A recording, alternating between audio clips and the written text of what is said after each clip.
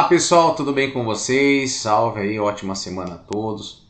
Vamos lá então, aqui é quem fala é o professor Thomas, tá?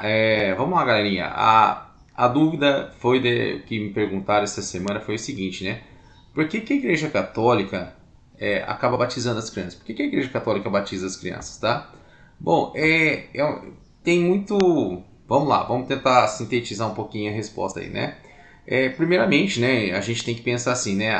Quando que a pessoa pergunta, onde que está na Bíblia isso? Quando eu devo batizar meu filho, né? Jesus foi se batizar bem mais velho, adulto, né? E aí meu filho é pequeno ainda, por que ele tem que batizar se ele é pequeno ainda? Ele não sabe ainda muito bem o que ele quer na vida e assim por diante. Pois bem, né? A gente não tem que ficar perguntando assim, onde que está na Bíblia, né? Ou tem que estar na Bíblia e assim por diante, porque nós somos católicos e a gente já vai entender um pouquinho sobre isso, tá? Né? E quem foi que disse que tem que estar na Bíblia? Tá bom? Então, assim, né? Nós católicos não cremos nisso, tá? Nós católicos, a gente acaba crendo, veja só, que a Bíblia é importante, sim, a palavra de Deus, né? Que ela precisa ser estudada, né? Que realmente a gente tem um enorme carinho pela palavra de Deus. Até aí, ok, tá? Só que assim, a gente tem que tomar cuidado, porque assim, a Bíblia ela não é uma caixinha de respostas que tem resposta para tudo lá, assim, não é bem assim que as coisas funcionam, tá bem? Então a gente tem que tomar um pouquinho de cuidado quanto a isso. Então, em primeiro lugar, né, a igreja batizava as crianças antes da formação do Novo Testamento, tá? Do cano do Novo Testamento ser estabelecido.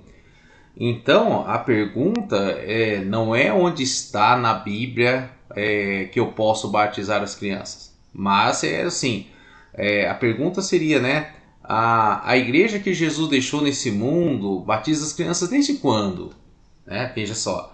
Esta é a tradição da igreja, está na tradição da igreja batizar as crianças. Veja, existe um fundamento bíblico batizar as crianças? Bom, veja só, aí sim a gente traz para o nosso lado, né, do catolicismo diretamente. Então tem que tomar cuidado com algumas perguntas, algumas pegadinhas aí, tá? Para vocês não se enrolarem quanto a isso. Bom, vamos lá respondendo aos poucos, né?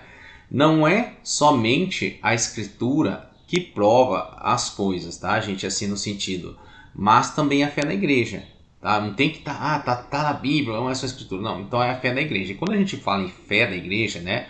Então a gente tem que acreditar na igreja. Né? E quando a gente fala essa questão de acreditar na igreja, tendo essa fé, a gente tem a fé o quê? Então, na Sagrada Tradição e nas Sagradas Escrituras. Tá? O que é a Sagrada Tradição, professor? Tá? É a transmissão que foi feita de maneira oral pelos apóstolos, né? A tradição que foi surgindo todo o contexto da época, né? E vem trazendo essa tradição. Tá? E a Sagrada Escritura são os livros inspirados por Deus. Né? Até aí, ok, né? Sem nenhum problema. Então a gente sabe que, por exemplo, lá consta, já no Novo Testamento, né? Nos Atos dos Apóstolos, que São Paulo batizou famílias inteiras. Bom, ora, se foi dito famílias, né? É de supor então que havia crianças, né? Consideramos que naquela época as famílias eram muito numerosas, né, gente? Então, assim, né? E nenhum deles foi excluído pelo sacramento, né, do batismo.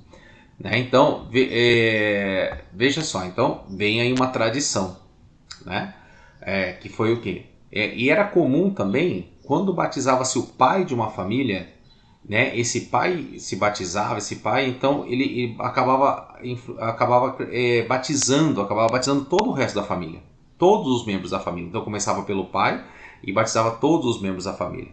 Né? E tem uma passagem lá de São Paulo, né, em Atos, tem a passagem de São Paulo que ele está, né, que ele tá junto ali ao centurião, que era chefe dos guardas, né, da prisão, e após um terremoto, né, daí Paulo se vê em liberdade, né, e o centurião se vê desesperado. Ele fica desesperado, pois todos estão libertos, né, e aí muitos fugiram, né, e acabaram fugindo. As portas das cadeias se abriram e assim por diante. O centurião achou que todo mundo tinha escapado, né.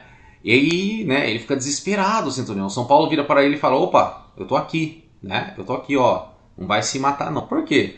Porque o centurião queria se matar. Né? O chefe dos guardas queria se matar porque ele pensa assim: caramba, todo mundo fugiu. E aí, nossa, eu vou me matar. Nossa, eu vou ser condenado à morte. Eu deixei todo mundo fugir. E aí São Paulo fala para ele, né? Opa, não faz isso. Eu tô aqui, né? Ele vendo a fé de Paulo fala: Senhor, o que eu preciso fazer para alcançar essa fé?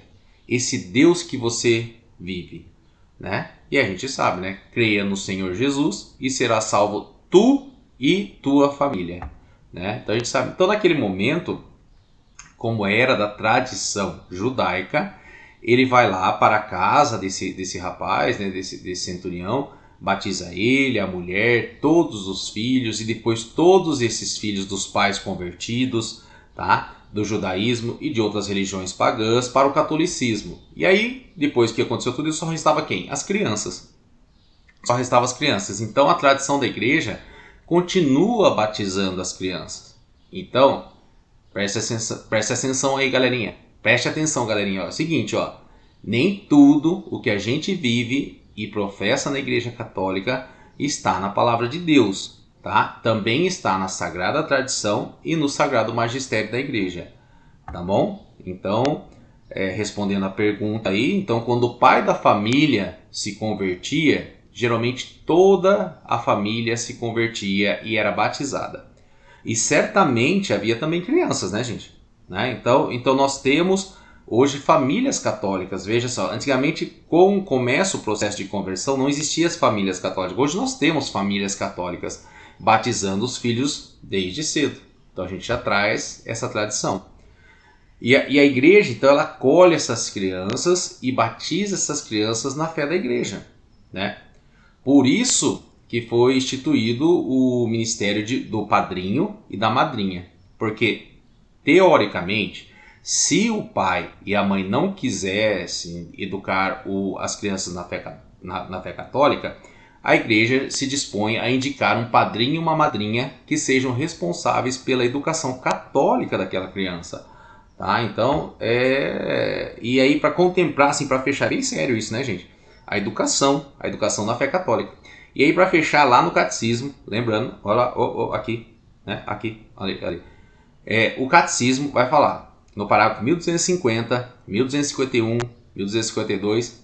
Eu vou ler aqui para a gente finalizar o vídeo, tá? Vamos lá. Ó. Nascidas, no 1250, nascida como uma natureza humana, decaída e manchada pelo pecado original, as crianças também têm necessidade do novo nascimento no batismo, para serem libertas do poder das trevas e transferidas para o domínio da liberdade dos filhos de Deus, a que todos os homens são chamados. A pura gratuidade da graça da salvação é particularmente manifesta no batismo das crianças. Por isso, a igreja e os pais privariam a criança da graça inestimável de se tornar filho de Deus. Olha como é sério isso. Se não lhe conferissem o batismo pouco depois de seu nascimento. Aí no 1251 fala: os pais cristãos reconhecerão que esta prática corresponde também ao seu papel de sustentar a vida que Deus lhes confiou.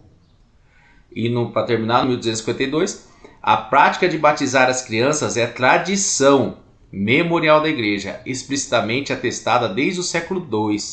Tá? É, no entanto, bem possível que desde o princípio da pregação apostólica, quando casas inteiras receberam o batismo, se tenham batizado também as crianças. Tá bom, gente? Então, vamos deixar, né?